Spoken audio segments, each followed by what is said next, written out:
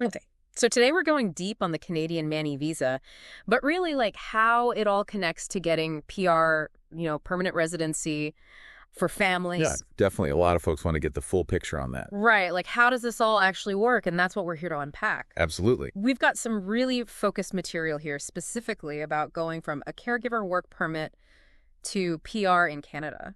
Sounds good. And the goal is to really like pull out those essential elements Yeah, and just make them crystal clear. love it. Yeah. And I think what's really interesting here is that these Canadian caregiver programs, they serve two purposes, right? They address a need, like an immediate need for in-home care, but they also offer a way for skilled individuals to come and build a life here in Canada. Absolutely. Okay, so let's jump right in. When we talk about a nanny visa, which is kind of the common term we hear, especially in the context of PR, what exactly are we talking about in the Canadian system? So essentially, Canada has a number of programs set up that allow people with caregiving skills to work here. And the key is these programs can lead to permanent resident status. Got it. Now, the specifics, they've changed over the years for sure, but the main idea is to address this need for in-home caregivers Right. while also, providing a potential future for those who come here to do this work. And that's a really big point for a lot of people, the family aspect. Right. So how does a caregiver work permit potentially lead to PR, not just for the individual, but maybe for their family down the line? So typically, through these newer caregiver streams, individuals who gain the required Canadian work experience, right, under a valid work permit, they become eligible to apply for PR through certain specific caregiver programs. Okay. And then once they achieve PR, that's when they can sponsor their eligible family members, so spouses, dependent children, to also immigrate permanently. So it's really interesting because it's not just about bringing in a worker, right? The Yeah. system actually has these built-in ways to support family unity down the line. Exactly. And if you think about it like Canadian immigration, it's recognizing that when skilled workers can build their whole lives here, including having their families with them, it benefits everyone. Absolutely. It helps them integrate better, and they're more likely to stay long term. Right. It makes sense. It's logical. Yeah.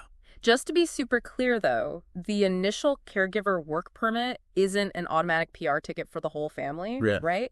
It's a work permit, and if certain conditions are met, then that allows the caregiver to gain PR, and only then can they sponsor their family. That's a super important point to understand. Yeah. So you get the authorization to work as a caregiver, Right. and then meeting the criteria of the right PR pathway, which involves a certain amount of Canadian work experience. Yeah. That's the key. Okay. Now, it's worth mentioning that the requirements for these caregiver programs have gotten more strict over the years. Right. I can imagine. So applicants really need to be aware of that. Okay. So for someone listening who's maybe thinking about this path, what are the big things they should keep in mind? I think the main takeaway is that Canada does offer ways for caregivers to transition to PR, and then that opens the door to sponsoring family members. But it's crucial to really understand the specific eligibility rules and the different caregiver programs out there because they can change. Right. It's not a one-size-fits-all situation. Exactly. And staying updated is key. Absolutely.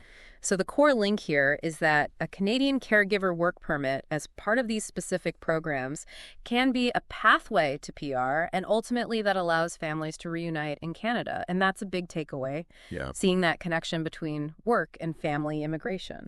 It is, and this actually raises another thought, right? So thinking about this specific route for caregivers, I'm wondering, what are the bigger implications for Canada's skilled worker immigration policies? Like, are there other pathways for people in other occupations to gain PR and build their lives here? It makes you think about how different skills are valued. Right? Yeah. And what opportunities there are for them in the Canadian immigration landscape. Really fascinating stuff to think about. Absolutely. That's all the time we have for today's deep dive. Thanks for having me. Thanks for listening.